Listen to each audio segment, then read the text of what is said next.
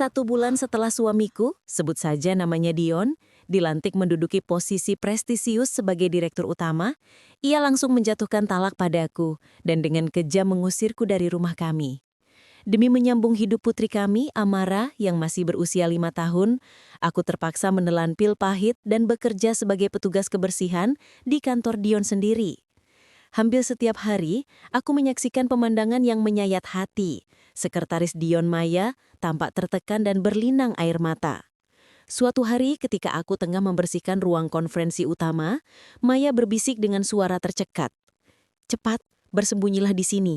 Hari ini akan ada rapat yang sangat rahasia. Kau harus mendengarkan setiap kata kebenarannya." Aku terkejut bukan kepalang. Darahku seolah membeku, membayangkan rahasia mengerikan apa yang akan terkuak. Suara gemuruh tepuk tangan yang meriah masih terngiang nyaring di telinga Dion saat ia melangkahkan kaki ke dalam rumah mewahnya yang megah. Setelan jas mahalnya tampak licin sempurna, memancarkan aura kesuksesan dan senyum kemenangan terukir jelas di wajahnya yang angkuh. Hari itu adalah puncak dari segala ambisinya. Ia baru saja diresmikan sebagai direktur utama di sebuah perusahaan properti raksasa, tempat ia meniti karir selama 10 tahun penuh. Dunia terasa berada dalam genggamannya. Namun senyum angkuh itu seketika sirna, digantikan oleh ekspresi jijik ketika matanya menangkap sosokku, Lestari, istri yang selama ini menemaninya, menyambutnya di depan pintu.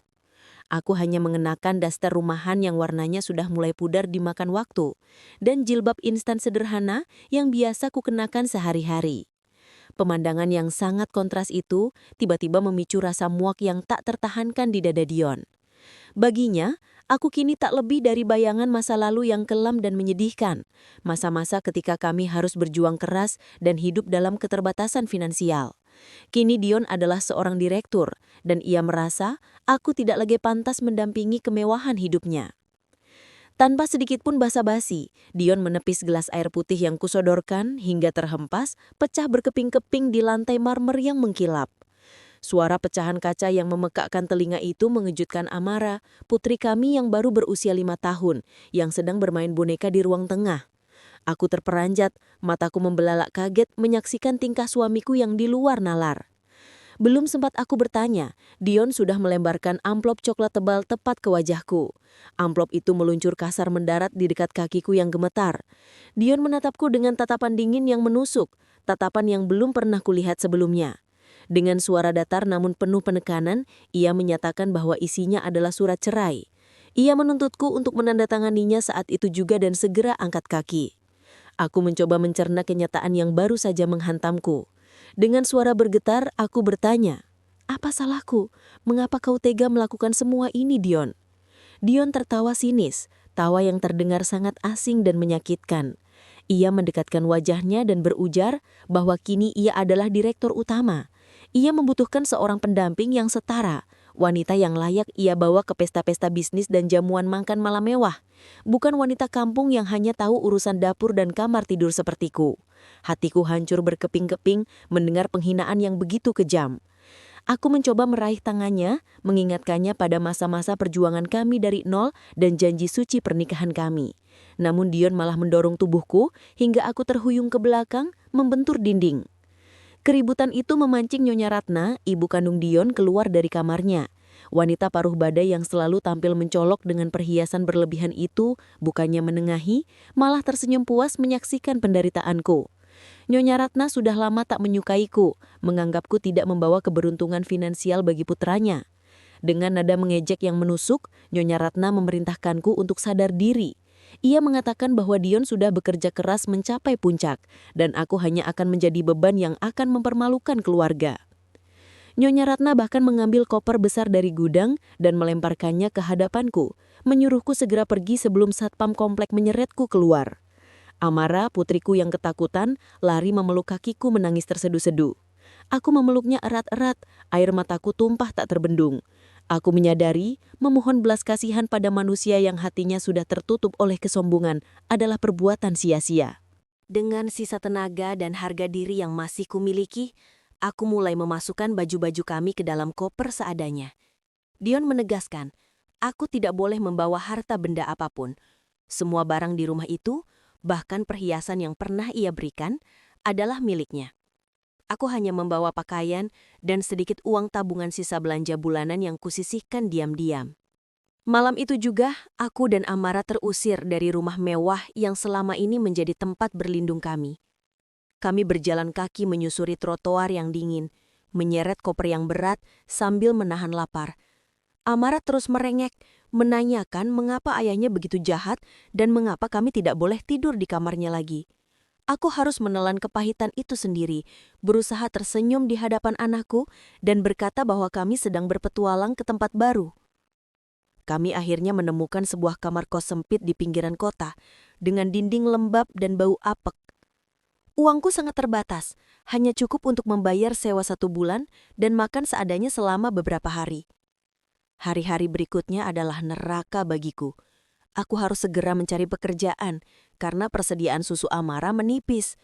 Namun, mencari pekerjaan tidak semudah membalik telapak tangan bagi wanita yang sudah bertahun-tahun menjadi ibu rumah tangga dan tidak memiliki ijazah tinggi. Puluhan lamaran kusebar, tetapi penolakan demi penolakan yang kudapat dan uang di dompetku semakin menipis. Aku bahkan rela tidak makan seharian agar Amara tetap bisa menyantap nasi bungkus sederhana. Rasa lapar melilit perutku setiap malam, tetapi aku hanya bisa meminum air keran yang dimasak ulang untuk mengganjal perut.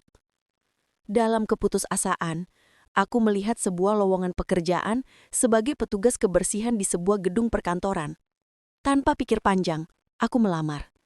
Aku tidak peduli jika harus bekerja kasar, asalkan halal dan bisa menghasilkan uang untuk putriku. Takdir seolah mempermainkan hidupku. Ternyata, aku ditempatkan di gedung perusahaan tempat Dion memimpin. Perusahaan itu baru saja mengganti vendor kebersihan dan sangat membutuhkan banyak tenaga baru. Aku sempat ragu, dihantui ketakutan bertemu Dion. Namun bayangan wajah Amara yang kelaparan mengalahkan segala rasa malu. Aku menerima pekerjaan itu dengan satu tekad. Aku akan selalu memakai masker dan menunduk agar tidak dikenali. Hari pertama bekerja, aku merasakan betapa beratnya pekerjaan fisik ini. Aku harus datang pukul 6 pagi, membersihkan lobi yang luas, mengelap kaca, dan mengepel lantai marmer yang dingin. Tanganku yang dulu halus, kini mulai kasar akibat cairan pembersih. Aku mengenakan seragam biru muda yang agak kebesaran, jilbab sederhana, dan masker yang menutupi separuh wajahku. Aku berusaha bekerja secepat mungkin, menghindari area-area di mana para petinggi kantor biasa lewat. Namun, nasib berkata lain.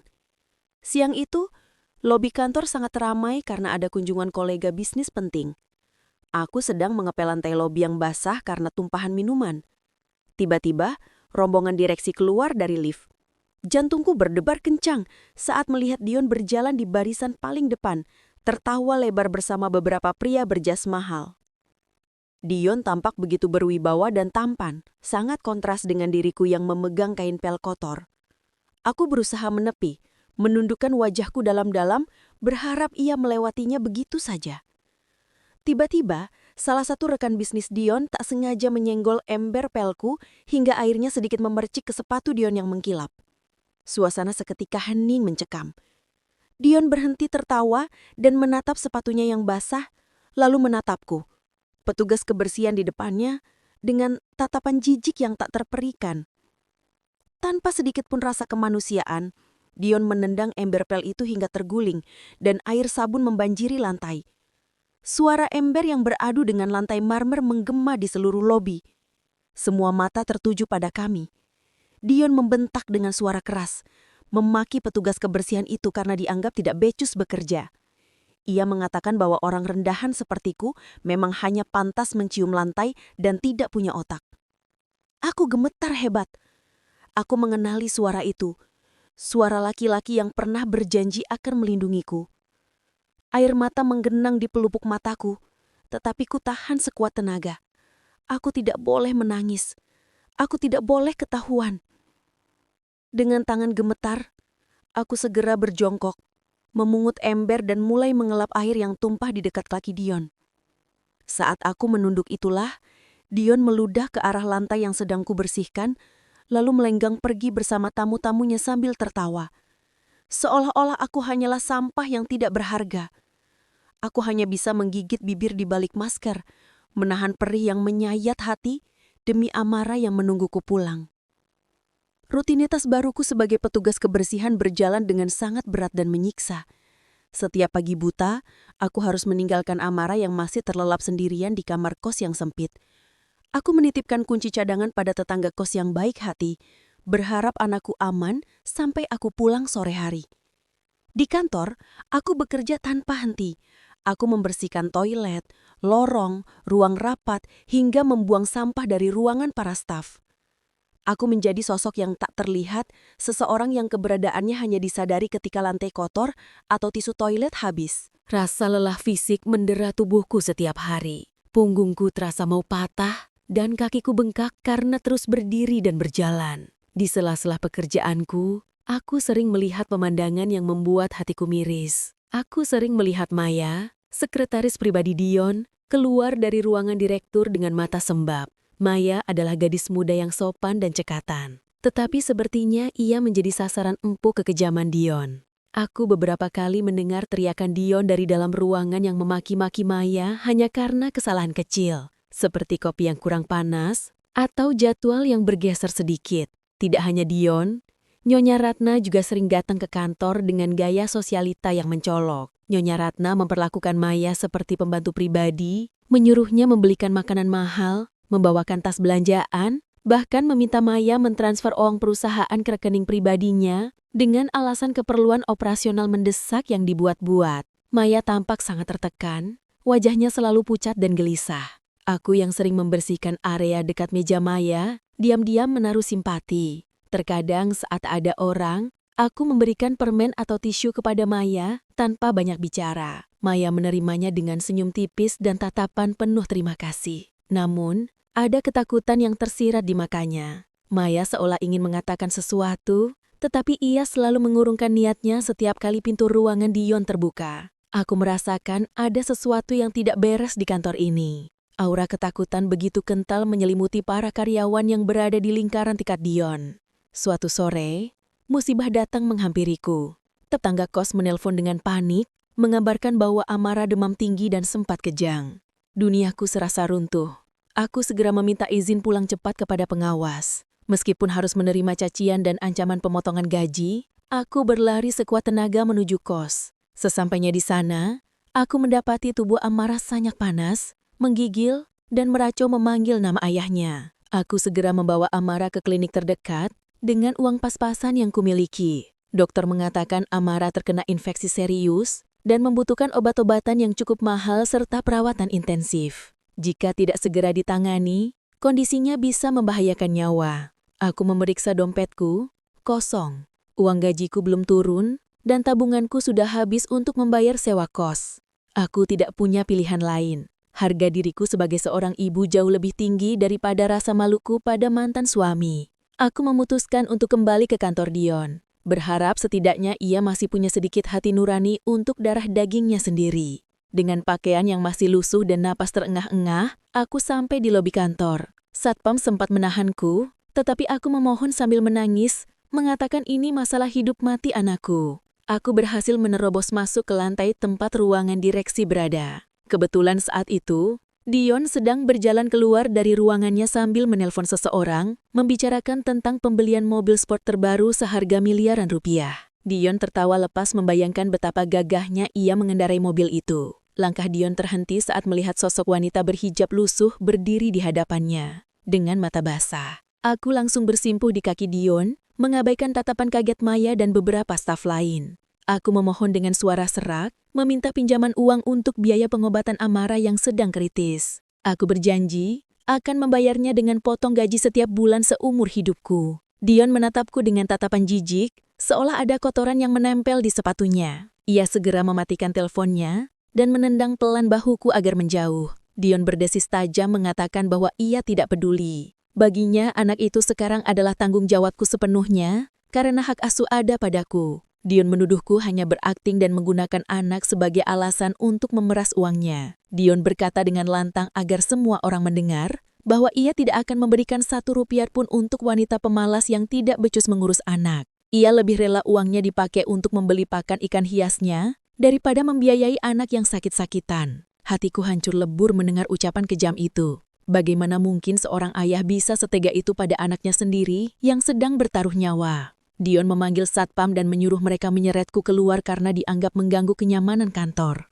Aku diseret paksa keluar gedung seperti seorang penjahat, sementara Dion kembali melanjutkan teleponnya sambil tertawa, seolah tidak terjadi apa-apa. Di luar gedung, aku menangis histeris di bawah guyuran hujan yang mulai turun, meratapi nasibku dan nasib putri kecilku. Akhirnya, aku terpaksa menggadaikan satu-satunya barang berharga yang tersisa, cincin kawin almarhum ibuku, demi menembus obat amarah. Keesokan harinya, aku kembali bekerja dengan mata bengkak dan hati yang mati rasa. Aku berusaha fokus agar tidak dipecat, karena aku sangat membutuhkan uang untuk biaya hidup selanjutnya. Saat aku sedang membersihkan toilet VIP di lantai direksi, aku mendengar suara langkah kaki tergesa-gesa masuk ke dalamnya. Aku refleks masuk ke dalam salah satu bilik toilet dan menguncinya, berniat menunggu orang itu keluar. Dari balik pintu bilik, aku mendengar suara tangisan yang bertahan. Itu suara Maya. Aku mengintip sedikit dari celah pintu. Maya sedang berdiri di depan wastafel, membasuh wajahnya yang penuh air mata. Ia tampak sangat terguncang. Tangan gadis itu gemetar hebat saat mengeluarkan ponselnya dan menekan sebuah nomor. Aku menahan napas, tidak berani menimbulkan suara sedikit pun. Terdengar Maya berbicara dengan suara berbisik namun penuh tekanan emosi. Maya berkata kepada seseorang di seberang telepon bahwa ia tidak sanggup lagi menyimpan rahasia busuk ini. Ia merasa dihantui rasa bersalah setiap malam. Kalimat Maya selanjutnya membuat darahku berdesir hebat. Maya berkata sambil terisak bahwa mantan istri Pak Dion berhak tahu kebenarannya. Maya menyebutkan bahwa ada sesuatu yang sangat besar, sebuah rahasia tentang kepemilikan perusahaan yang selama ini disembunyikan rapat-rapat oleh Dion dan ibunya. Maya mengatakan bahwa nyawa seseorang mungkin dalam bahaya jika rahasia ini terus ditutup-tutupi. Aku terpaku di dalam bilik toilet. Otakku berputar cepat. Rahasia apa yang dimaksud Maya? Mengapa ia menyebut-nyebut namaku? Dan apa hubungannya dengan perusahaan ini? Rasa penasaran dan firasat buruk bercampur menjadi satu, membuatku sadar bahwa penderitaan yang kualami mungkin bukan sekadar nasib buruk, melainkan ada skenario jahat yang sedang dimainkan di belakangku. Keesokan harinya, suasana di kantor pusat terasa jauh lebih tegang dan sibuk dari biasanya. Berita besar telah menyebar ke seluruh departemen bahwa perwakilan dari investor utama grup Dirgantara akan melakukan kunjungan mendadak untuk meninjau kinerja direksi baru. Grup Dirgantara dikenal sebagai pemegang saham mayoritas yang sangat misterius dan memiliki standar yang amat tinggi. Kabar kedatangan mereka membuat Dion panik bukan main. Sebagai direktur utama yang baru menjabat, ia merasa posisinya belum sepenuhnya aman. Apalagi, ia tahu betul, ada banyak lubang dalam laporan keuangan yang ia manipulasi demi gaya hidup mewahnya. Dion berteriak-teriak, memerintahkan seluruh staf untuk memastikan kantor terlihat sempurna tanpa celah sedikit pun. Ia tidak ingin ada satu kesalahan pun yang bisa membuat pihak investor menarik dukungan mereka. Aku yang baru saja tiba dan berganti pakaian dengan seragam kebersihan, merasakan atmosfer ketakutan yang kental itu. Pengawas kebersihan memerintahkan timnya untuk bekerja 2 kali lebih keras. Aku mendapat tugas untuk membersihkan koridor menuju ruang rapat utama, tempat pertemuan vital itu akan diadakan nanti siang. Dengan masker yang menutupi sebagian besar wajahku dan topi seragam yang ditekan rendah, aku mulai mengepel lantai marmer yang dingin itu.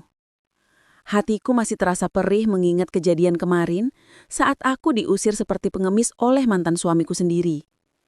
Namun aku berusaha menekan perasaan itu demi gaji yang kubutuhkan untuk menyambung hidup Amara. Di tengah kesibukan itu, aku melihat Maya berjalan tergesa-gesa sambil membawa tumpukan berkas tebal. Wajah Maya tampak sangat pucat, seolah darah telah terkuras habis dari tubuhnya. Lingkaran hitam di bawah matanya menandakan ia tidak tidur semalaman. Saat berpapasan denganku di lorong sepi dekat pantry, Maya menghentikan langkahnya.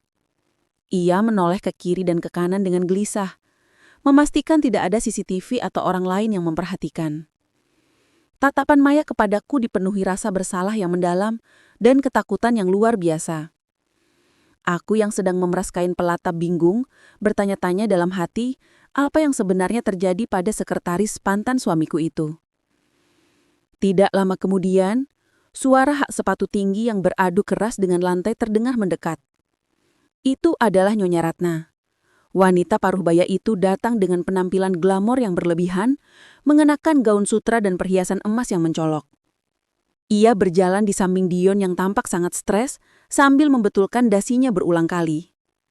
Nyonya Ratna terus mengoceh memberikan instruksi kepada putranya agar tidak terlihat gugup di depan investor. Mereka berhenti tepat di depan pintu ruang rapat utama yang besar dan megah. Dion memerintahkan Maya untuk segera menyiapkan ruangan itu dan memastikan tidak ada satu orang pun yang boleh masuk sebelum rapat internal mereka dimulai. Dion ingin melakukan simulasi dan diskusi rahasia dengan pengacaranya sebelum perwakilan grup Dirgantara tiba. Ia menegaskan dengan nada ancaman bahwa pembicaraan nanti bersifat sangat rahasia dan sensitif. Setelah Dion dan ibunya pergi menuju ruang direktur untuk mengambil dokumen, Maya yang ditinggal sendirian di depan ruang rapat gemetar hebat. Ia menatap pintu kayu jati yang kokoh itu, lalu menatapku yang masih mengepel lantai di ujung lorong. Sepertinya, pergulatan batin yang hebat sedang terjadi dalam diri Maya. Ia tahu risiko apa yang akan ia hadapi, tetapi hati nuraninya sudah tidak sanggup lagi menanggung beban kejahatan yang ia ketahui. Maya menarik napas panjang, membulatkan tekadnya. Dengan langkah cepat dan setengah berlari, ia menghampiriku, mencengkram lenganku dengan tangan yang dingin dan berkeringat. Aku terkejut setengah mati saat Maya menarikku kasar. Maya tidak berkata apa-apa, hanya memberi isyarat dengan jari telunjuk di bibir agar aku diam. Maya menyeretku masuk ke dalam ruang rapat utama yang luas dan mewah itu. Ruangan itu beraroma pengharum mahal, dengan sebuah meja oval raksasa di tengahnya, dikelilingi kursi-kursi kulit berkualitas tinggi. Lampu ruangan belum dinyalakan sepenuhnya, sehingga suasana di dalam terasa remang-remang dan mencekam. Maya segera mengunci pintu dari dalam dengan tangan gemetar. Napasnya memburuh, seolah baru saja lari maraton. Aku yang kebingungan bertanya dengan suara berbisik, "Apa yang sebenarnya terjadi? Mengapa kau membawaku ke tempat terlarang ini?" Aku takut, jika Dion tahu, aku akan langsung dipecat saat itu juga. Maya menatap manik mataku dalam-dalam. Air mata mulai mengenang di pelupuk matanya. Ia memegang kedua bahuku dengan erat, menyalurkan rasa urgensi yang amat sangat. Maya berkata dengan suara parau bahwa waktu kami tidak banyak. Dion, Nyonya Ratna, dan pengacara pribadi mereka akan segera masuk ruangan ini untuk membicarakan strategi menghadapi investor. "Tapi bukan itu intinya," bisik Maya. Ia menjelaskan bahwa mereka akan membahas dokumen rahasia yang selama ini disembunyikan. Dokumen yang menyangkut hidup dan masa depanku. Aku semakin tidak mengerti, namun melihat keseriusan di wajah Maya, aku sadar ini bukan main-main. Tiba-tiba, terdengar suara langkah kaki dan obrolan dari arah luar pintu. Mereka sudah datang. Maya panik. Ia mendorong tubuhku ke arah meja rapat besar di tengah ruangan. Meja itu tertutup taplak beludru tebal yang menjuntai hingga menyentuh lantai, menciptakan ruang tersembunyi yang sempurna di bawahnya. Maya berbisik dengan cepat dan tegas, tepat di telingaku, memerintahkanku untuk masuk ke kolong meja itu sekarang juga. Maya mengatakan bahwa aku harus bersembunyi di bawah meja dan diam 1000 bahasa. Aku harus mendengar sendiri kebenaran yang akan keluar dari mulut Dion. Ini adalah satu-satunya cara agar kau percaya dan bisa merebut kembali apa yang menjadi hakmu, desaknya. Aku tidak punya pilihan lain. Didorong oleh rasa takut dan penasaran, aku segera merangkak masuk ke bawah meja, tepat sebelum gagang pintu bergerak.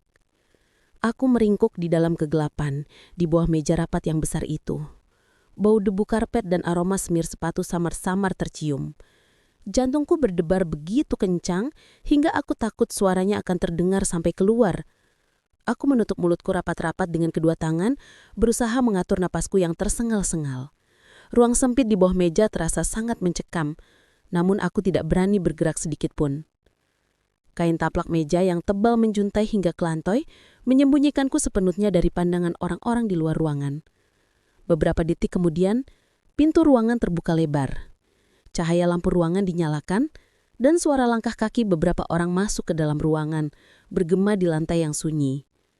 Aku mengenali suara langkah kaki yang berat dan tegas.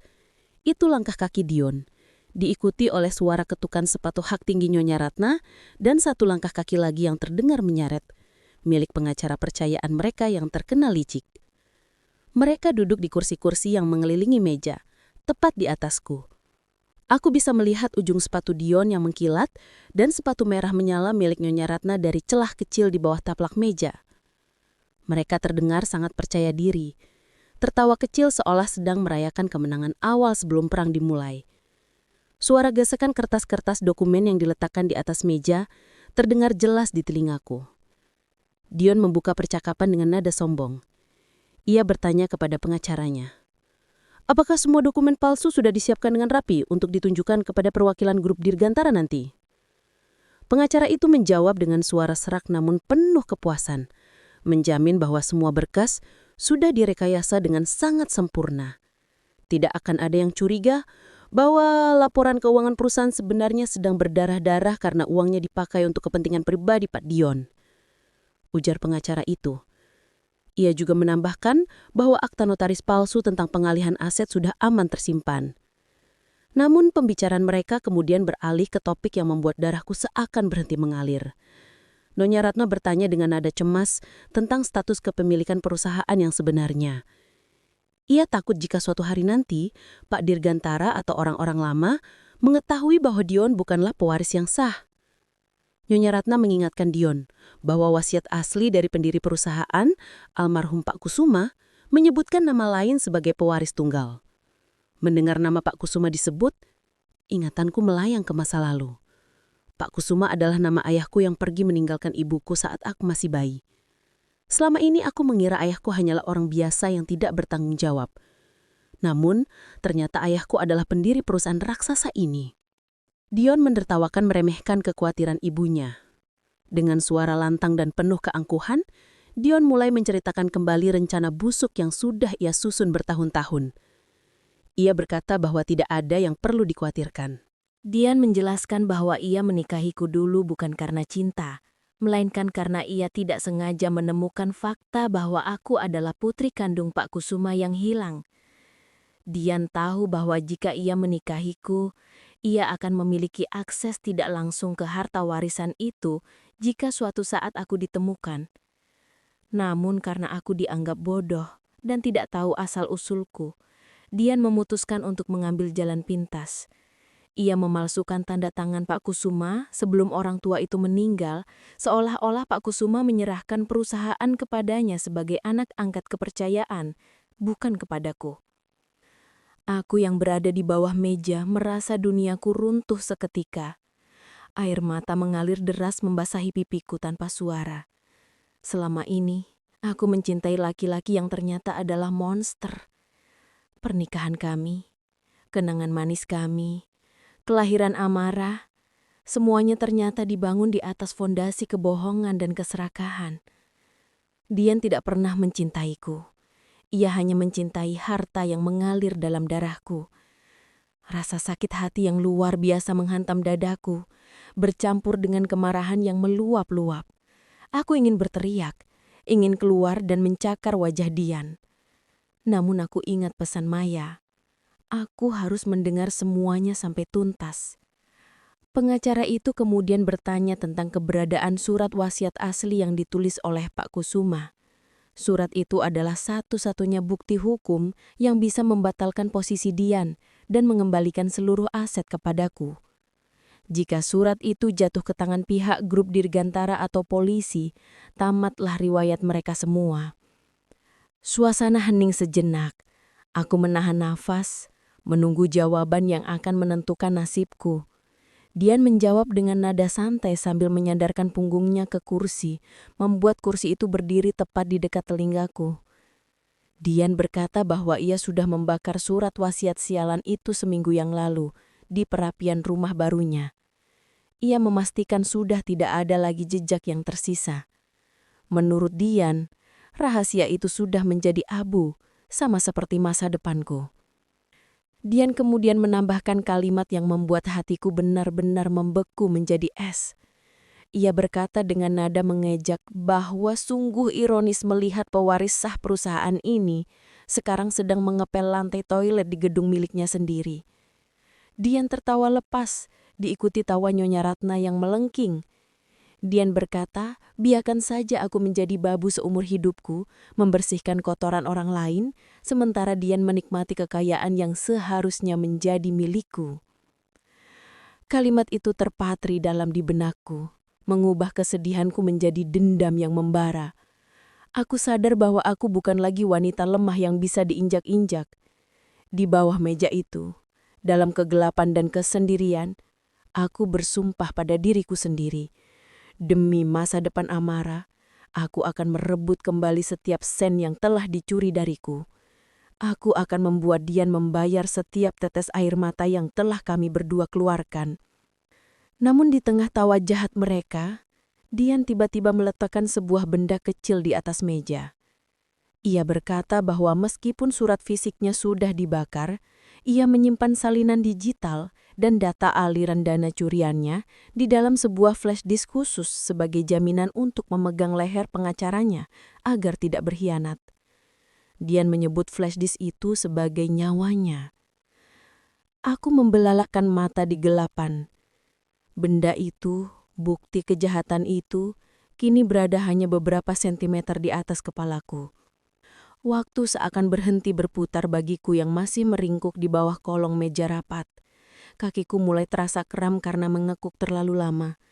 Namun rasa sakit fisik itu tidak sebanding dengan rasa sakit di hatiku. Di atas sana, tepat di atasku, Dian dan komplotannya masih terus berbincang dengan nada penuh kemenangan.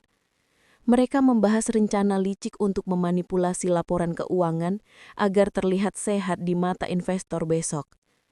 Aku mendengar suara gesekan kertas yang dibalik, bunyi pulpen yang diketuk-ketukan meja, dan tawa Nyonya Ratna yang membayangkan dirinya akan segera membeli villa baru di luar negeri dengan uang hasil curian itu. Setiap kata yang keluar dari mulut mereka bagaikan pisau yang mengiris-iris kesabaranku. Aku harus menahan nafas sekuat tenaga, menggigit bibir bawahku hingga berdarah agar isak tangisku tidak pecah. Keringat dingin mengucur deras di pelipisku membasahi jilbab lusuh yang kukenakan. Bau debu karpet yang tebal membuat hidungku gatal, namun aku menahan keinginan untuk bersin mati-matian, karena satu suara kecil saja bisa mengakhiri hidupku saat itu juga. Setelah hampir 1 jam yang terasa seperti seabad, rapat gelap itu akhirnya selesai. Suara kursi yang didorong ke belakang terdengar bercerit nyaring. Dian berdiri sambil meregangkan badannya, terdengar sangat puas dengan skenario jahat yang telah mereka susun. Ia memerintahkan pengacaranya untuk segera mengurus semua berkas palsu itu dan memastikan tidak ada celah hukum yang bisa menyerang mereka. Nyonya Ratna juga ikut berdiri. Langkah kaki sepatu hak tingginya terdengar mengetuk lantai dengan irama yang angkuh. Mereka bersiap meninggalkan ruangan. Aku memejamkan mata, berdoa dalam hati agar mereka segera pergi, sehingga aku bisa keluar dari penjara sempit ini. Namun saat Dian hendak melangkah, sikunya tidak sengaja menyenggol tumpukan berkas di pinggir meja. Beberapa kertas terjatuh ke lantai, tepat di dekat celah taplak meja di mana aku bisa melihat. Dian bercihak pelan sambil mengumat Afisar agar mengambil surat-surat itu. Jantungku seakan mau copot saat melihat tangan Dion turun untuk memungut kertas-kertas itu. Tangan itu begitu dekat dengan wajahku, hanya terpisah oleh selembar kain beludruh. Jika Dion menyintap taplak itu sedikit saja, tamatlah riwayatku. Aku menahan napas, mematung seperti batu. Beruntung, Dion hanya mengambil kertas itu dengan cepat tanpa memperhatikan sekelilingnya. Namun, dalam kelalaiannya yang didasari rasa arogan, Dion tidak menyadari bahwa flash disk kecil berwarna perak yang tadi ia pamerkan ikut tergeser dan jatuh menggelinding ke bawah kursi, tersembunyi di balik kaki meja yang besar. Benda kecil itu jatuh tanpa suara di atas karpet tebal. Dion yang sibuk tertawa menanggapi lelucon pengacaranya, sama sekali tidak menyadari bahwa nyawanya telah tertinggal.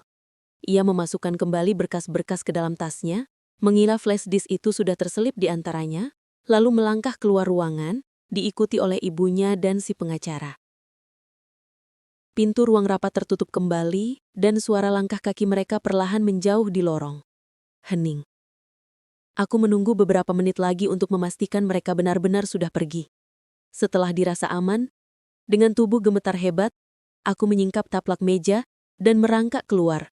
Udara segar ruangan langsung menyergap paru-paruku yang sesak. Aku menghirup napas dalam-dalam, mencoba menenangkan detak jantungku yang masih memburu. Mataku langsung tertuju pada benda kecil yang tergeletak di bawah kursi direktur. Flash disk perak itu berkilau tertimpa cahaya lampu. Aku merangkak mengambilnya, menggenggam benda dingin itu erat-erat. Aku tahu, di dalam benda sekecil ini tersimpan bukti kejahatan Dion yang bisa menghancurkan hidup mantan suamiku itu, sekaligus kunci untuk membuka kembali pintu masa depanku yang telah dicuri. Ini adalah senjata yang Maya maksudkan. Aku segera bangkit berdiri, membersihkan debu di seragamku, dan bergegas menuju pintu. Aku harus segera keluar dari gedung ini dan mencari cara untuk membuka isi flash disk tersebut. Namun, saat tanganku baru saja menyentuh gagang pintu, aku mendengar suara keributan di luar. Suara bentakan keras Dion terdengar menggema di lorong. Aku terlonjak kaget dan menempelkan telingaku ke daun pintu. Di luar sana, Dion ternyata kembali lagi, karena menyadari ada sesuatu yang tertinggal, atau mungkin sekedar ingin memeriksa ulang keamanan ruangan. Tetapi naas, ia menemukan Maya yang masih berdiri berjaga di depan pintu ruang rapat dengan wajah pucat pasi. Dion yang curiga langsung menginterogasi Maya dengan nada tinggi. Suara tamparan keras terdengar, diikuti pekikan tertahan Maya. Aku membekap mulutku sendiri. Air mata kembali menetes. Dion membentak Maya, menanyakan kenapa sekretarisnya itu berdiri di depan ruang rapat kosong, padahal seharusnya ia berada di mejanya. Dion menuduh Maya sedang memata-matai mereka. Maya terdengar menangis, mencoba menyangkal dengan suara bergetar, namun Dion tidak bodoh. Ia melihat gelagat Maya yang ketakutan dan sering melirik ke arah pintu ruang rapat. Kecurigaan Dion memuncak. Ia mencengkram kerah baju Maya dan menyeretnya mendekat ke pintu. Dion berteriak menanyakan siapa yang ada di dalam. Apakah Maya menyembunyikan seseorang? Aku di dalam ruangan panik luar biasa. Aku terjebak. Tidak ada jalan keluar lain selain pintu utama ini. Di saat genting itu, aku mendengar Maya berteriak histeris, berusaha mengalihkan perhatian Dion. Maya sengaja menjatuhkan vas bunga besar yang ada di koridor hingga pecah berantakan, menciptakan keributan yang memancing perhatian staf lain dan satpam. Maya berteriak memanggil satpam, seolah-olah ada kebakaran. Kekacauan yang dibuat Maya membuat Dion lengah sejenak. Dion melepaskan cengkramannya pada Maya dan menoleh ke arah satpam yang berlarian datang. Maya memanfaatkan momen itu untuk menendang pintu ruang rapat dari luar dan berteriak sekencang-kencangnya agar orang di dalam lari. Itu adalah isyarat bagiku. Tanpa berpikir panjang lagi, aku membuka pintu dan langsung berlari sekencang mungkin ke arah berlawanan dari posisi Dion berdiri. Dion terkejut melihat sosok petugas kebersihan berlari keluar dari ruang rapat rahasianya. Ia mengenali postur tubuh itu. Ia mengenali jilbab lusuh itu. Mata Dion membelakang lebar saat menyadari bahwa petugas kebersihan itu adalah mantan suaminya. Ia sadar bahwa rahasianya mungkin telah didengar.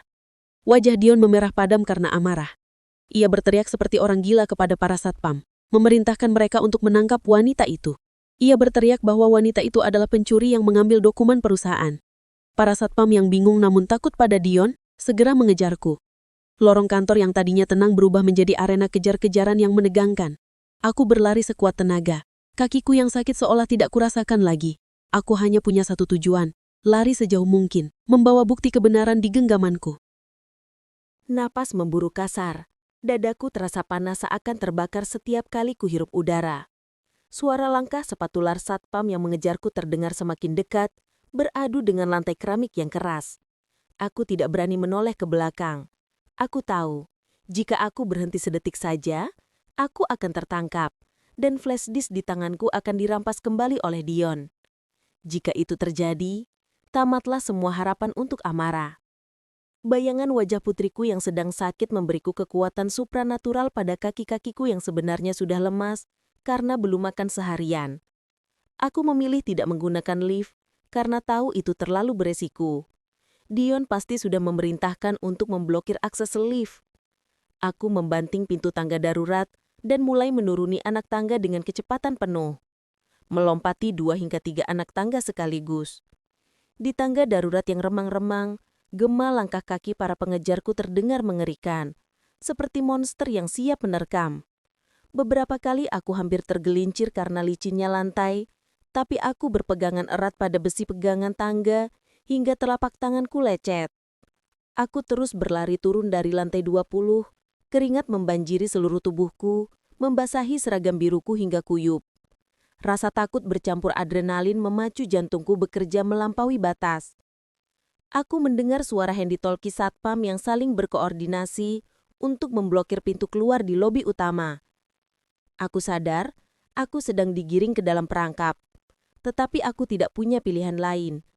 Keluar dari gedung adalah satu-satunya cara untuk selamat. Sesampainya di lantai dasar, aku mendobrak pintu tangga darurat yang menuju ke lobi utama. Cahaya terang dari lobi menyilaukan mataku sejenak. Suasana lobi sangat ramai. Ternyata rombongan inspeksi mendadak yang ditakutkan Dion sudah tiba lebih awal dari jadwal. Ada banyak orang berjas rapi berdiri di sana, dikawal oleh beberapa pria berbadan tegap dengan seragam militer. Aku yang panik tidak sempat memperhatikan siapa mereka. Aku hanya melihat pintu kaca besar di ujung lobi sebagai gerbang kebebasanku. Aku berlari membelah kerumunan orang, tidak peduli menabrak beberapa karyawan yang menatapku dengan heran. "Tangkap dia! Jangan biarkan dia lolos! Dia pencuri!" Teriakan satpam yang baru muncul dari tangga darurat menggema di seluruh lobi, membuat semua orang menoleh kaget. 2 orang satpam yang berjaga di pintu depan langsung bersiaga menghadangku. Aku terjebak. Di belakang ada pengejar. Di depan ada penghadang. Aku bingung. Kakiku gemetar hebat, dan pandanganku mulai kabur karena kelelahan. Dalam kepanikan itu, aku tersandung kakiku sendiri dan tubuhku terhuyung ke depan, hampir menabrak seorang pria tinggi tegap yang berdiri di tengah rombongan tamu penting itu. Aku memejamkan mata, pasrah akan nasibku yang mungkin akan berakhir di kantor polisi atau lebih buruk lagi di tangan Dion. Namun, tubuhku tidak menghantam lantai keras. Sebuah tangan yang kokoh dan kuat menahan lenganku dengan sigap, menjaga keseimbanganku agar tidak jatuh. Aku membuka mataku perlahan dan mendapati diriku sedang menatap dada bidang seseorang yang mengenakan setelan jas abu-abu tua yang sangat rapi dan berkelas. Aku mendongak dan melihat wajah seorang pria parubaya yang tampan dan berwibawa dengan sorot mata tajam namun meneduhkan. Di sebelahnya, berdiri seorang pria muda dengan aura militer yang sangat kuat. Pria muda inilah yang menahan lenganku. Namanya Pak Bram, tangan kanan percayaan Pak Dirgantara. Satpam suruhan Dion yang mengejar akhirnya sampai dan hendak kasar menarikku dari pegangan Pak Bram. Satpam itu mengangkat tongkatnya, bersiap memukulku yang dianggap pencuri. Namun, dengan gerakan yang sangat cepat dan tak terduga, Pak Bram menepis tangan satpam itu dan mendorong mundur hanya dengan satu hentakan tangan. Aura membunuh yang keluar dari Pak Bram membuat satpam itu menciut seketika. Suasana lobi menjadi hening mencekam. Semua mata tertuju pada adegan itu. Dion yang baru saja keluar dari lift dengan napas ngos-ngosan karena ikut mengejar, terdiam mematung saat melihat siapa yang sedang memegang mantan istrinya. Wajah Dion pucat pasi, lututnya lemas.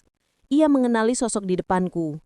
Itu adalah Pak Dirgantara, pemilik asli perusahaan, Big Boss yang selama ini ia takuti.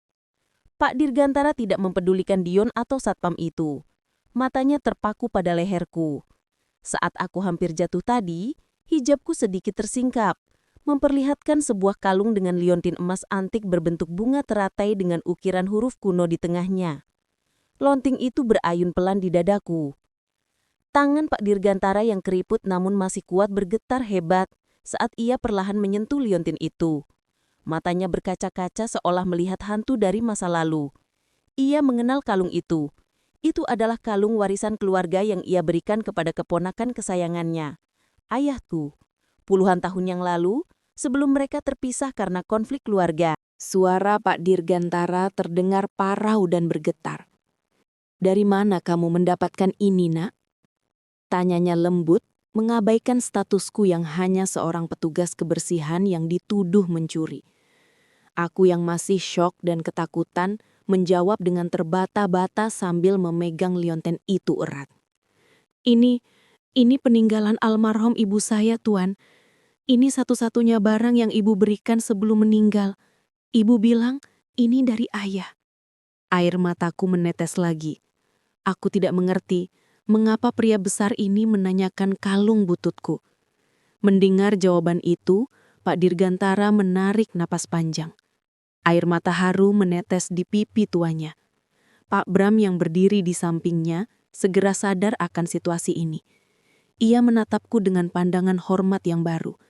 Pak Bram kemudian berbisik tegas kepadaku, namun cukup keras untuk didengar oleh Dion yang berdiri gemetar di kejauhan. "Nyonya, Anda tidak perlu takut lagi. Liontin itu adalah lambang keluarga besar Dirgantara. Tidak ada satu orang pun di dunia ini yang memiliki duplikatnya. Tuan Besar sudah puluhan tahun mencari keberadaan Anda, cucu kandung dari pendiri perusahaan ini." Pengakuan itu bagaikan petir di siang bolong bagi semua orang di lobi, terutama bagi Dion. Wajah Dion berubah menjadi abu-abu, seolah darahnya berhenti mengalir. Ia melihat flash disk yang kugenggam erat di tanganku, dan ia melihat Pak Dirgantara yang kini memelukku dengan penuh kasih sayang. Seperti seorang kakek yang menemukan kembali permata hatinya yang hilang. Aku masih bingung, namun pelukan hangat Pak Dirgantara memberikan rasa aman yang sudah lama hilang dari hidupku. Pak Dirgantara melepaskan pelukannya, lalu menatap Dion dengan tatapan dingin yang menusuk tulang. Ia melihat ketakutan di mata Dion, dan ia melihat flash disk di tanganku. Insting bisnisnya yang tajam langsung bisa membaca situasi. Tanpa perlu banyak kata, Pak Bram segera memberi isyarat kepada pasukan pengawalnya untuk membentuk barikade mengelilingiku, melindungiku dari siapapun. Pak Dirgantara kemudian berkata dengan suara berat yang menggelegar di seluruh lobi, "Bram, bawa cucuku ke mobil dan pastikan tidak ada satu orang pun dari manajemen kotor ini yang menyentuhnya. Kita akan dengarkan semua ceritanya di markas besar. Mulai hari ini, perang dimulai." Aku digiring keluar gedung dengan pengawalan ketat layaknya seorang putri raja. Aku sempat menoleh ke belakang, melihat Dion yang berdiri mematung dengan keringat dingin bercucuran. Tatapan kami bertemu. Kali ini, tidak ada lagi ketakutan di mataku. Yang ada hanyalah tatapan dingin seorang wanita yang siap menuntut keadilan. Aku masuk ke dalam mobil limosin mewah hitam yang sudah menunggu, meninggalkan kehidupan lamaku sebagai petugas kebersihan yang terhina, menuju takdir baruku sebagai pewaris tahta yang sesungguhnya. Di saku seragamku, flash disk itu terasa hangat, siap meledakkan kebohongan Dion kapan saja. Mobil limosin hitam itu meluncur mulus membelah jalanan ibu kota, membawaku jauh dari gedung perkantoran yang menjadi saksi bisu penderitaanku. Di dalam mobil yang hening dan mewah itu, aku duduk kaku.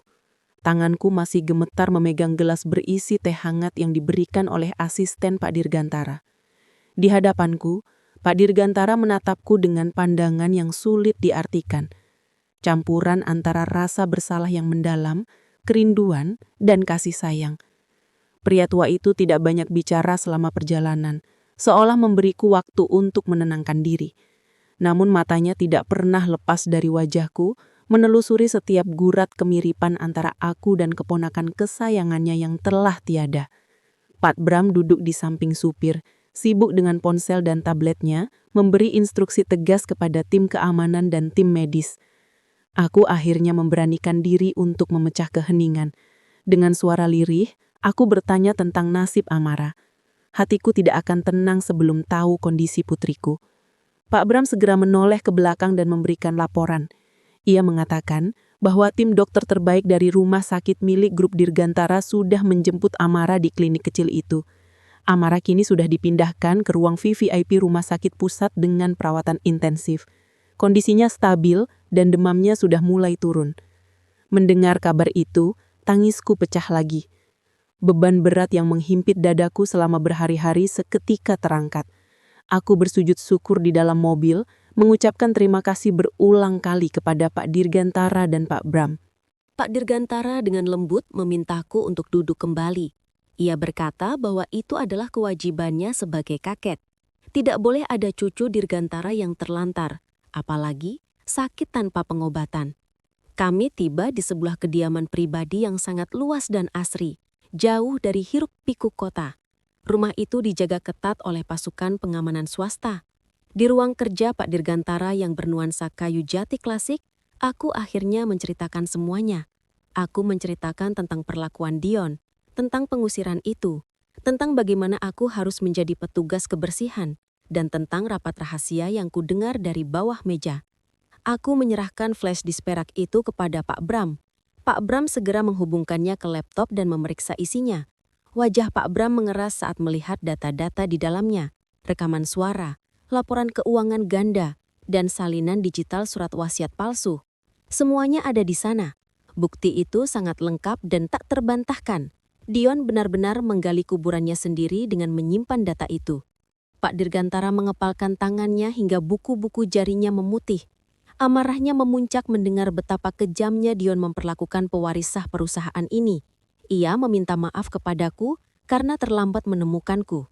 Ia bercerita bahwa setelah ayahku pergi karena konflik prinsip, Pak Dirgantara kehilangan jejak. Ia baru tahu ayahku meninggal beberapa tahun lalu, dan sejak itu ia mencari keberadaan anaknya. Namun, Dion selalu berhasil menutupi jejakku dengan rapi. Dion sengaja memutus akses komunikasiku dengan dunia luar dan menyembunyikan identitas asliku. Pak Dirgantara bersumpah bahwa Dion dan semua orang yang terlibat akan membayar mahal atas setiap tetes air mataku. Malam itu, strategi pembalasan disusun. Pak Bram menjelaskan bahwa besok malam, Dion akan mengadakan pesta besar-besaran di Grand Ballroom Hotel Bintang 5 untuk merayakan peresmian kepemilikan saham penuhnya yang palsu. Ia mengundang semua media nasional, pejabat dan kolega bisnis. Dion ingin memamerkan kekuasaannya kepada dunia. Pak Dirgantara tersenyum dingin. Ia berkata bahwa itu adalah panggung yang sempurna. Mereka tidak akan menangkap Dion sekarang secara diam-diam. Itu terlalu mudah dan tidak sebanding dengan sakit hati yang kuderita. Mereka akan menjatuhkan Dion tepat di saat ia merasa terbang paling tinggi. Mereka akan menelanjanginya di depan umum, di depan kamera yang ia undang sendiri. Aku menatap pantulan diriku di cermin besar di kamar tamu yang disediakan untukku. Aku melihat wajah lelah, mata bengkak, dan pakaian lusuh petugas kebersihan yang masih kupakai. Aku merasa kecil dan tidak berdaya.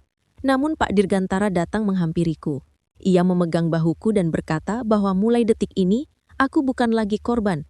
Aku adalah seorang ibu yang berjuang untuk anaknya dan seorang pewaris yang akan mengambil kembali haknya. Pak Dirgantara memerintahkan tim penata rias dan desainer terbaik untuk datang besok pagi. Aku harus tampil sebagai ratu, bukan sebagai upik abu. Aku menatap mata kakekku, dan untuk pertama kalinya aku merasakan api keberanian menyala di dalam dadaku. Aku mengangguk mantap. Demi amarah dan demi harga diriku yang telah diinjak-injak, aku siap memainkan peranku dalam drama kehancuran Dion. Keesokan harinya dihabiskan dengan persiapan yang matang. Aku tidak hanya didandani secara fisik, tetapi juga dipersiapkan secara mental oleh Pak Bram. Aku diajarkan bagaimana cara berdiri, cara menatap lawan, dan cara berbicara dengan wibawa seorang pemimpin. Aku belajar dengan cepat. Rasa sakit hati menjadi bahan bakar utamaku. Sementara itu di rumah sakit, Amara sudah sadar dan bisa melakukan panggilan video. Melihat senyum putriku yang mulai pulih, membuat tekadku semakin baja. Aku berjanji pada Amara bahwa sebentar lagi kami akan hidup bahagia tanpa rasa takut. Saat matahari terbenam, aku sudah siap. Aku mengenakan gaun panjang berwarna biru tua yang elegan, dipadukan dengan hijab sutra yang senada. Wajahku yang dulu kusam kini bersinar, memancarkan kecantikan yang tegas dan anggun. Liontin warisan ibuku melingkar indah di leherku, menjadi simbol identitasku yang tak terbantahkan. Pak Dirgantara menatapku dengan bangga. Saatnya pertunjukan dimulai. Suasana di Grand Ballroom Hotel Imperial malam itu sangat gemerlap. Lampu kristal raksasa menggantung di langit-langit, membiaskan cahaya keemasan ke seluruh penjuru ruangan. Ratusan tamu undangan dari kalangan elit bisnis, pejabat pemerintah dan selebriti telah hadir, memenuhi ruangan dengan aroma parfum mahal dan dengungan percakapan basa-basi. Di tengah kemewahan itu, Dion berdiri tegak di atas panggung dengan setelan jas hitam rancangan desainer ternama. Senyumnya lebar, matanya berbinar penuh kepuasan. Ia merasa seperti raja dunia. Di samping panggung, Nyonya Ratna duduk dengan dagu terangkat tinggi memamerkan kalung berlian barunya kepada ibu-ibu sosialita, bercerita bohong tentang betapa hebatnya anak lelakinya itu. Dion mengambil mikrofon, memulai pidato kemenangannya. Suaranya lantang dan penuh percaya diri saat ia menceritakan visi palsunya untuk masa depan perusahaan. Ia berbicara tentang integritas, kerja keras, dan dedikasi. Kata-kata yang terdengar sangat ironis bagi siapapun yang tahu kebenarannya. Para tamu bertepuk tangan, sebagian karena hormat, sebagian lagi karena takut pada kekuasaan baru Dion. Media menyorotkan kamera mereka, menyiarkan momen itu secara langsung. Dion sangat menikmati sorotan itu. Ia merasa tidak tertandingi, tidak ada lagi diriku si pengganggu, tidak ada lagi bayang-bayang kemiskinan. Namun di sudut ruangan yang agak gelap, Maya berdiri mematung, wajahnya sembab, matanya merah. Ia dipaksa hadir oleh Dion, hanya untuk dipermalukan. Di tengah pidatonya, Dion tiba-tiba menunjuk ke arah Maya. Dengan nada bercanda yang kejam, Dion menjadikan Maya sebagai bahan lelucon. Ia mengatakan kepada hadirin bahwa Maya adalah contoh karyawan yang tidak kompeten dan suka berhalusinasi. Dion secara terbuka memecat Maya di depan ratusan orang, menyebutnya sebagai sekretaris yang tidak tahu diuntung. Tawa riuh terdengar dari beberapa tamu yang menjilat Dion. Maya hanya menunduk. Air matanya menetes, menahan rasa malu yang luar biasa. Dion tertawa puas, merasa bisa melakukan apa saja sesuka hatinya.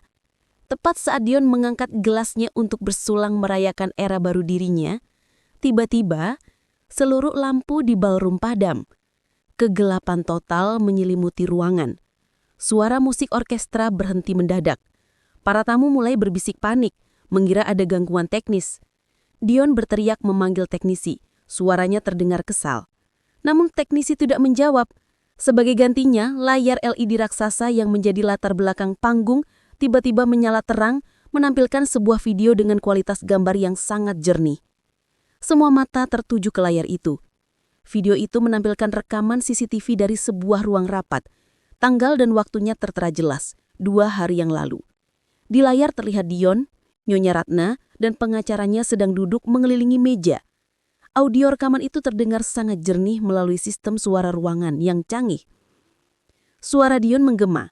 Surat wasiat aslinya sudah kubakar. Selama dia jadi babu di sini, harta ini aman di tanganku. Pengakuan itu menggelegar di seluruh ruangan, membungkam semua orang. Wajah para tamu berubah pucat. Mulut mereka ternganga. Video berlanjut menampilkan Dion yang tertawa mengejek tentang aku yang menjadi petugas kebersihan dan rencananya memalsukan laporan keuangan. Dion di atas panggung terpaku. Gelas di tangannya jatuh dan pecah berkeping-keping. Wajahnya yang tadi merah karena alkohol, kini berubah menjadi putih mayat. Ia berteriak histeris, menjuru mematikan videonya, tapi tidak ada yang bergerak. Nyonya Ratna di kursinya tampak seperti orang yang terkena serangan jantung. Napasnya sesak melihat aibnya dikuliti di depan umum. Video itu berakhir dengan adegan Dion menjatuhkan flash disk dan aku keluar dari bawah meja, mengambilnya. Penonton menahan napas. Kebenaran telah terungkap dengan cara yang paling brutal. Saat video berakhir, lampu sorot utama tiba-tiba menyala, mengarah ke pintu masuk utama ballroom yang terbuka lebar. 2 baris pasukan pengawal berjas hitam masuk dengan langkah tegap, membuka jalan.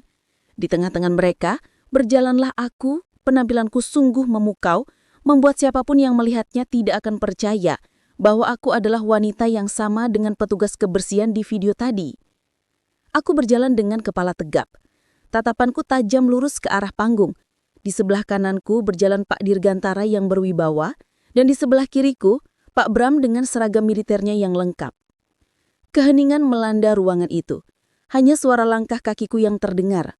Aku menaiki tangga panggung dengan anggun, berdiri berhadapan langsung dengan Dion yang gemetar hebat.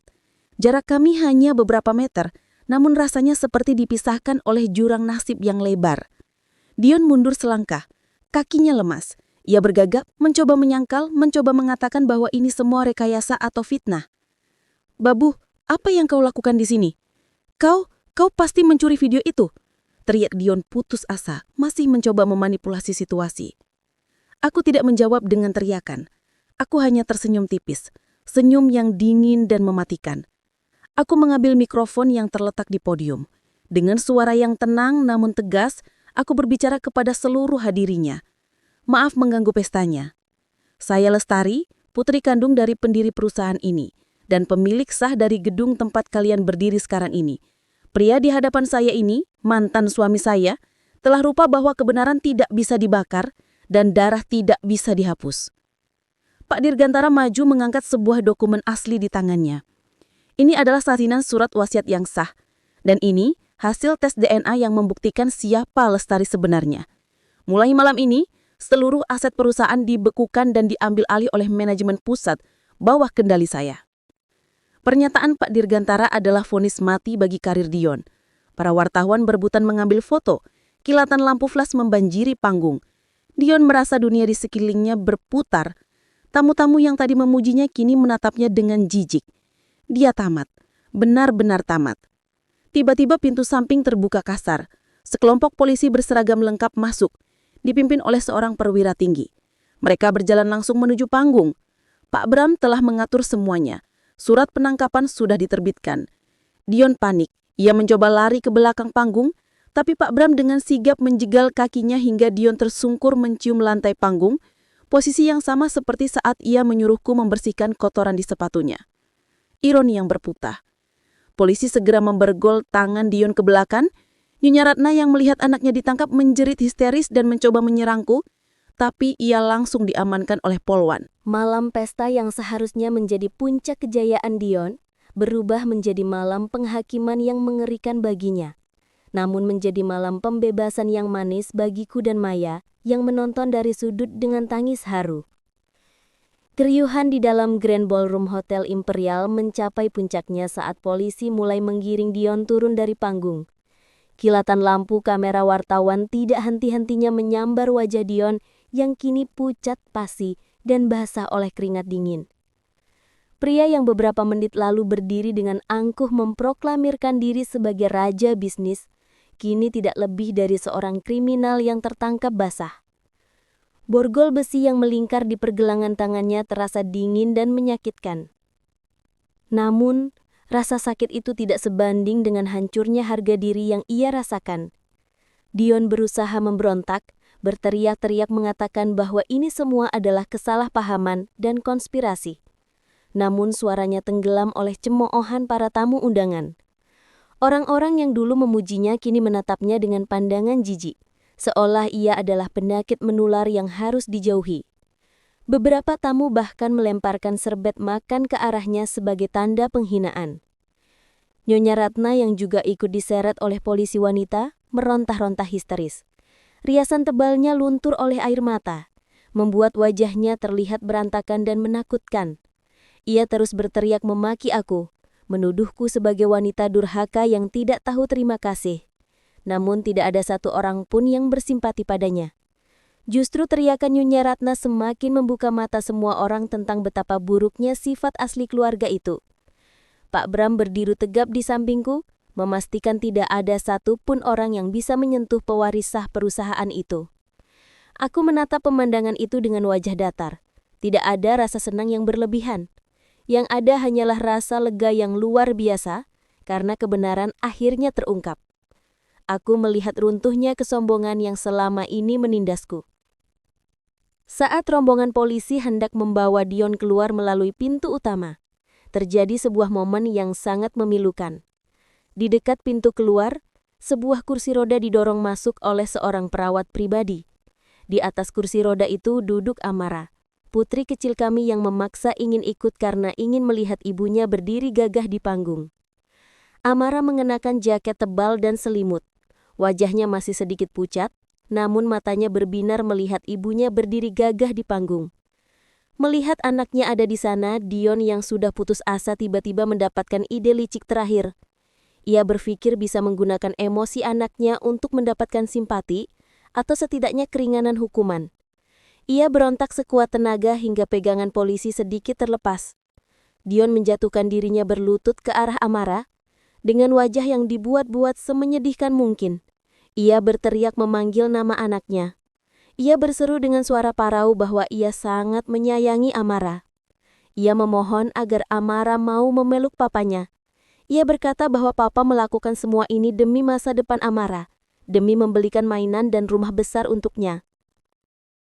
Dion berharap Amara akan menangis dan berlari memeluknya, sehingga polisi akan merasa ida dan melepaskannya sejenak. Suasana mendadak hening.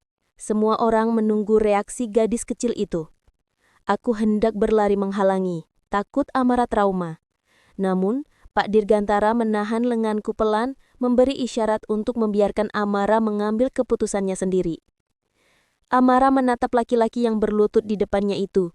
Ingatannya melayang pada kejadian beberapa hari lalu, saat ia demam tinggi dan ayahnya justru mengusir ibunya seperti pengemis.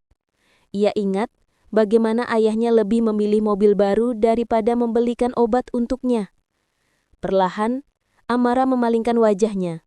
Ia menggerakkan kursi rodanya mundur, bersembunyi di balik kakiku yang sudah turun dari panggung menghampirinya.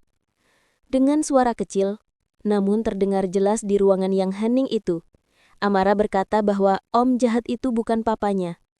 Amara berkata ia hanya punya ibu, dan ia tidak butuh mainan dari uang curian.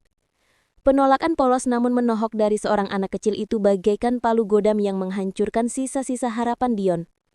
Hatinya hancur bukan karena penyesalan, namun karena menyadari bahwa senjata terakhirnya pun tidak mempan. Polisi kembali menarik Dion berdiri dengan kasar. Kali ini Dion tidak melawan. Tubuhnya lemah seperti tak bertulang. Ia diseret keluar gedung di bawah sorotan kamera yang terus merekam kehancurannya. Malam itu juga, Dion, Nyonya Ratna dan pengacara korup mereka langsung dibawa ke kantor polisi pusat untuk menjalani pemeriksaan intensif. Di ruang interogasi yang dingin dan sempit, mental Dion benar-benar diuji. Pak Dirgantara telah menyerahkan semua bukti digital dari flash diskku kepada penyidik. Bukti itu sangat lengkap dan memberatkan. Mulai dari rekaman suara, data transaksi ilegal, hingga bukti pemalsuan tanda tangan. Tidak ada celah sedikit pun bagi Dion untuk mengelak. Di ruang sebelah, Nyonya Ratna yang tidak tahan dengan tekanan interogasi mulai bernyanyi. Demi menyelamatkan dirinya sendiri, ia menimpakan semua kesalahan kepada anaknya. Ia mengaku bahwa semua ide pemalsuan warisan dan penggelapan dana adalah inisiatif Dion, dan ia hanya seorang ibu tua yang tidak tahu apa-apa dan dipaksa ikut menikmati hasilnya. Mendengar pengakuan ibunya dari balik kaca satu arah, Dion meraung marah. Ia tidak menyangka ibu kandungnya sendiri akan mengkhianatinya demi lolos dari penjara. Pertengkaran ibu dan anak itu menjadi tontonan menyedihkan bagi para polisi.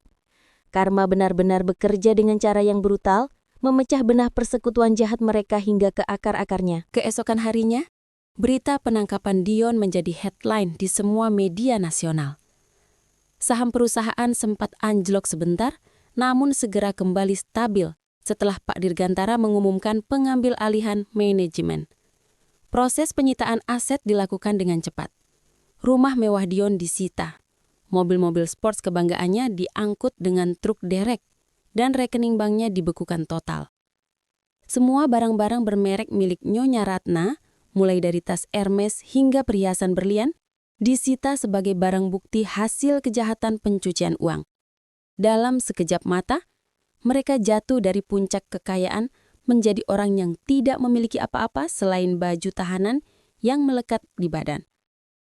Aku melihat berita itu dari televisi di kamar rawat Amara. Aku mematikan televisi itu, lalu memeluk putriku erat.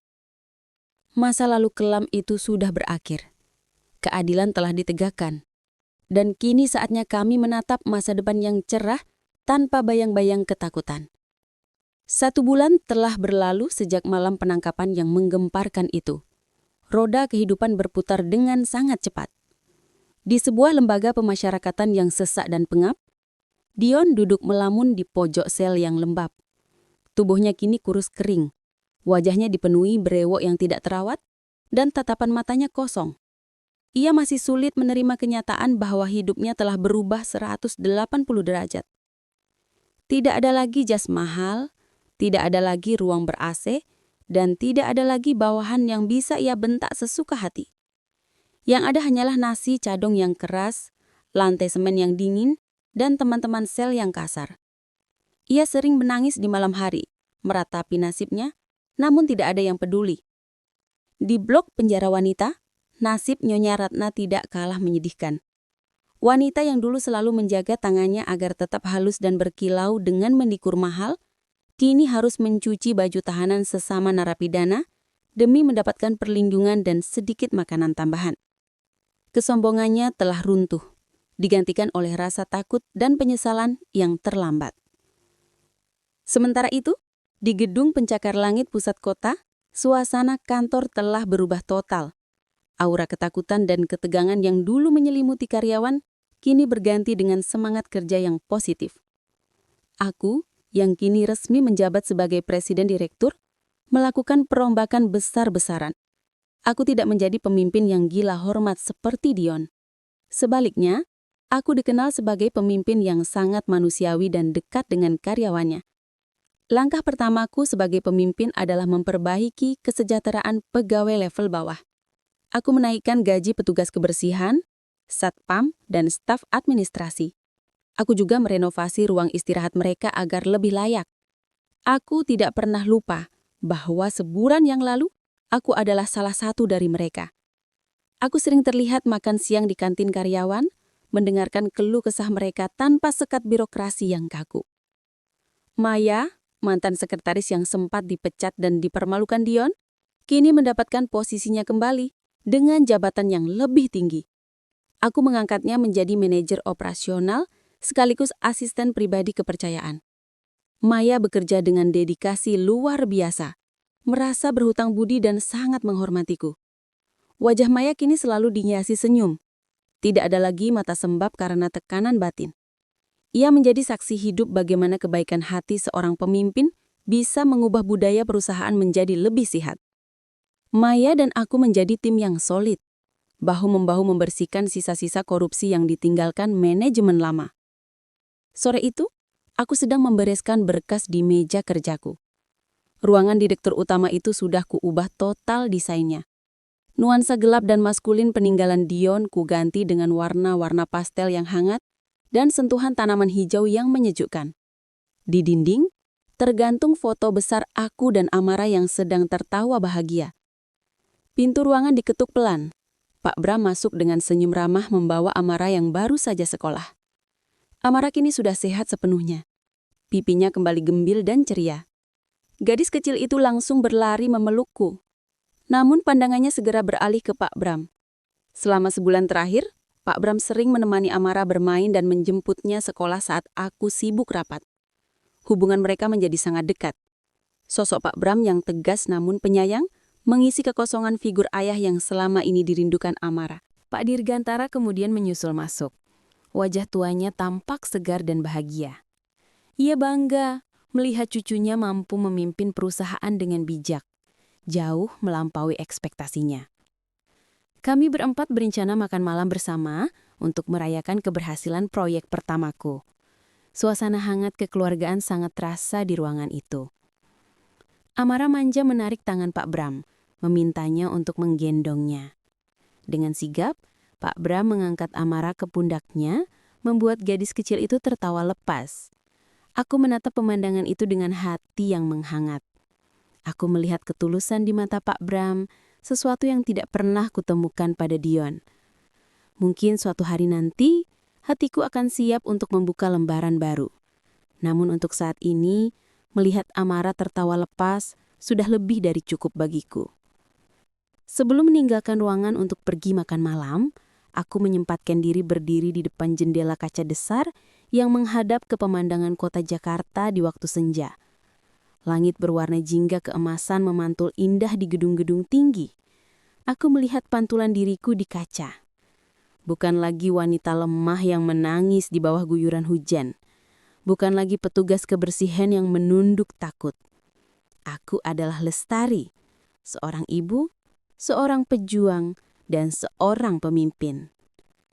Aku teringat masa-masa sulit saat aku harus menyembunyikan wajahku di balik masker. Saat aku dihina dan diinjak-injak. Semua rasa sakit itu kini telah terbayar lunas. Bukan dengan balas dendam yang keji, tapi dengan pembuktian diri dan kesuksesan yang nyata. Aku tersenyum puas, sebuah senyum kemenangan yang tulus. Aku berbisik pelan pada diriku sendiri, mengucapkan terima kasih kepada Tuhan karena telah memberiku kekuatan untuk bertahan melewati badai. Aku juga berterima kasih pada masa laluku yang pahit, karena hal itulah yang menempa diriku menjadi sekuat baja seperti sekarang. Pak Bram memanggilku lembut dari ambang pintu. Nyonya Lestari, mari, Amara sudah lapar. Aku menoleh, mengangguk mantap, lalu melangkah keluar meninggalkan ruangan itu. Aku mematikan lampu ruangan, meninggalkan kegelapan masa lalu di belakang, dan berjalan menyongsong cahaya kebahagiaan yang sebenarnya bersama orang-orang yang tulus mencintaiku. Cerita penderitaanku telah berakhir, dan lembaran baru kehidupanku yang penuh harapan baru saja dimulai.